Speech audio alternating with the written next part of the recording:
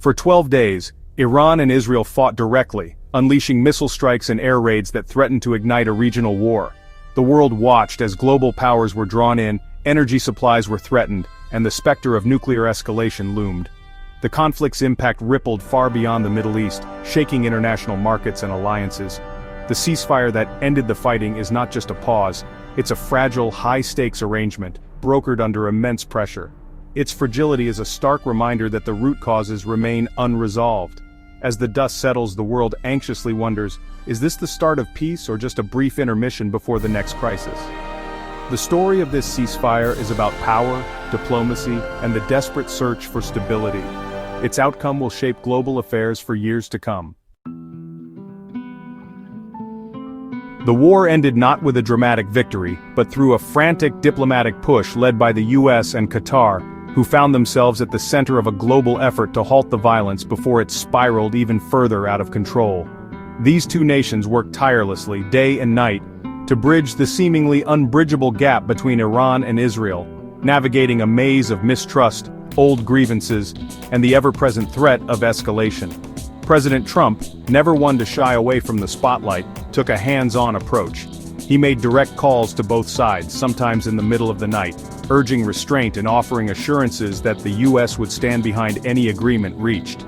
Meanwhile, Qatar played a quieter but equally vital role, facilitating crucial back-channel talks with Tehran, using its unique position as a trusted interlocutor to keep lines of communication open when official channels broke down. The ceasefire plan that emerged was staggered and carefully choreographed. Iran would halt all military operations at midnight Eastern Time, a move that would be closely watched by the world. Israel, wary of a potential trap, would follow suit 12 hours later, only after confirming that Iran had truly stood down. This sequence was a calculated risk, designed to let each side verify the other's compliance before fully standing down. It was a delicate dance, with both militaries on high alert, ready to respond at the slightest provocation. For Iran, stopping first was a significant concession, a gesture meant to signal good faith but also a gamble that Israel would reciprocate. For Israel, the 12-hour delay offered a crucial window to confirm Iran's silence, to ensure that the ceasefire was real and not a ruse. The arrangement was fragile, lacking international monitors or a comprehensive peace treaty. There were no blue-helmeted peacekeepers, no binding guarantees, just a mutual understanding and a hope that both sides would hold their fire. Success depended almost entirely on US leverage, diplomatic pressure, and the credibility of American promises to both parties. And, perhaps most importantly, on the hope that neither side saw advantage in renewed conflict, that exhaustion and fear would outweigh the desire for revenge. In reality, it was a tactical pause, not a lasting settlement. The underlying issues remained unresolved, and the risk of renewed violence lingered just beneath the surface. The peace was held together by the thinnest of threads, with every hour that passed feeling like a small victory against the odds. Around the world, people watched anxiously, bracing for what would come next, hoping that this fragile peace would hold, even as they feared it might not. The ceasefire unraveled almost instantly. Just 6 minutes after Iran's supposed halt, Israeli officials reported a missile barrage from Iran, killing civilians in Beersheba. Iran denied responsibility, accusing Israel of violating the truce first with strikes on Iranian targets. Both sides weaponized information, each blaming the other for breaking the fragile peace. Military activity continued for hours past the deadline, with attacks and counterattacks logged well into the morning. The staggered de-escalation plan collapsed, exposing deep distrust. The ceasefire began not with silence but with bloodshed and accusations. Leaders on both sides condemned each other, fueling public outrage. The dream of a smooth transition to peace was shattered. The world saw just how quickly hope could turn to chaos. As the fragile ceasefire teetered on the edge of collapse, President Trump stepped in with his trademark directness and a sense of urgency that defined his presidency.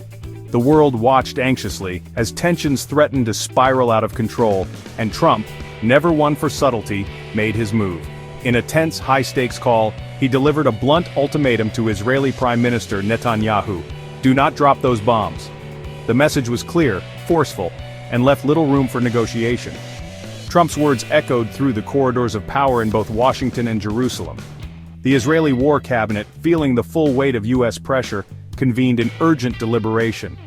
After heated debate, they called off a major retaliatory strike, choosing instead a limited attack on a radar site near Tehran.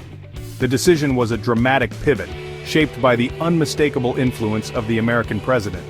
Trump's intervention was nothing short of decisive. He favored blunt force over quiet diplomacy, shattering the norms of traditional statecraft. His approach was brash, unapologetic, and unmistakably his own. Wasting no time, he took to social media, chastising both sides and positioning himself as the enforcer of peace. His tweets, bold and unfiltered, sent shockwaves through diplomatic circles and made headlines around the globe. Publicly, he rejected regime change in Iran, making it clear that his goal was stability, not chaos. Supporters praised his boldness and willingness to break with convention, seeing him as a leader unafraid to take risks for peace. Yet, critics were quick to warn of the dangers inherent in such personalist, unpredictable diplomacy. Analysts debated whether his tactics would bring lasting peace or sow seeds of future conflict, while protesters voiced their fears in the streets. For now, though, his actions pulled the region back from the brink. The threat of all-out war receded, if only temporarily, as soldiers stood down and a tense calm settled over the Middle East. Trump's approach broke diplomatic norms, but in this moment, it worked, at least for now. International leaders reacted with a mix of relief and apprehension, unsure what the next day might bring. The world saw firsthand both the power and the peril of diplomacy by tweet.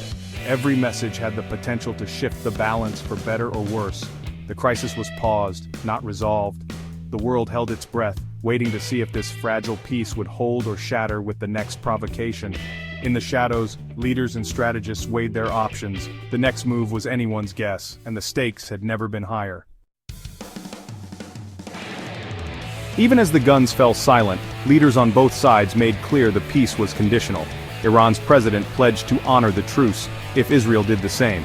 Israel echoed this, promising restraint only as long as Iran complied.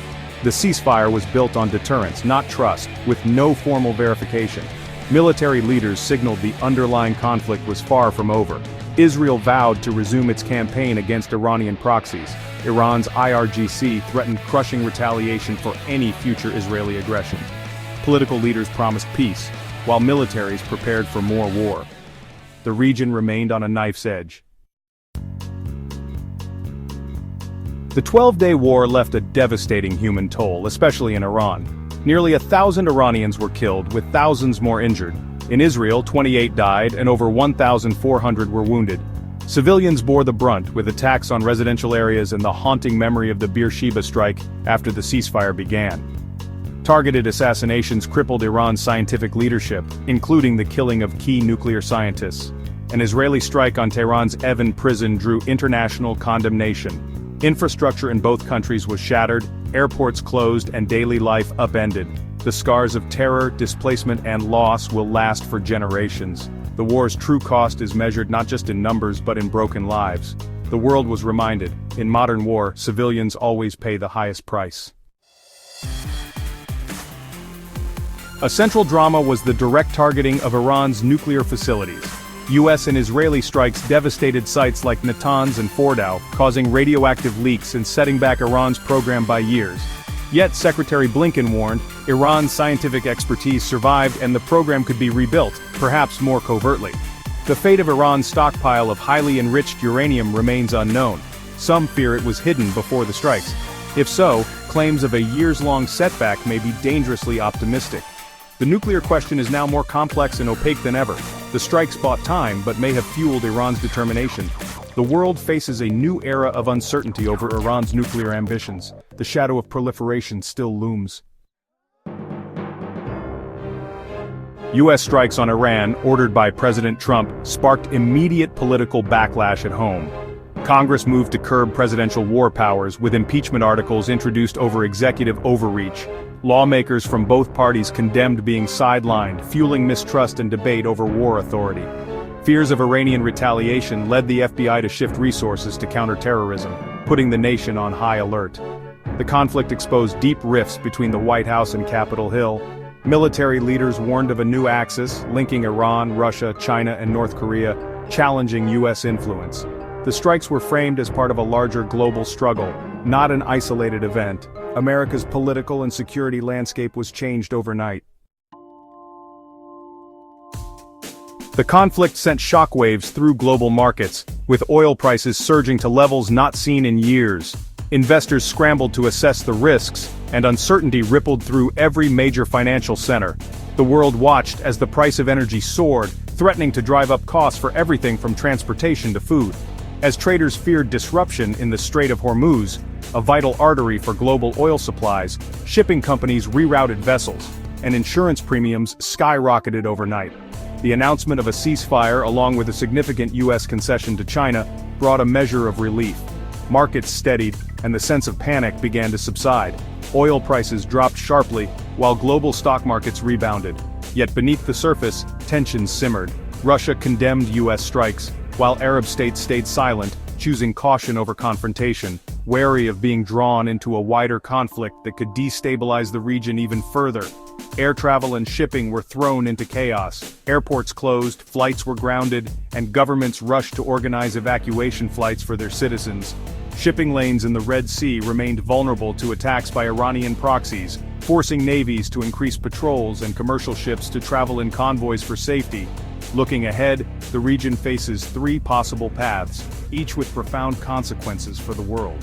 A return to shadow war, with covert operations and proxy battles in the shadows.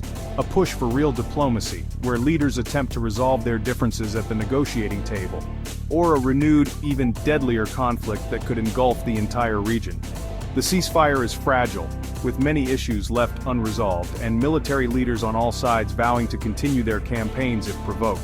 Around the world, people watch the news with growing anxiety, uncertain what tomorrow will bring.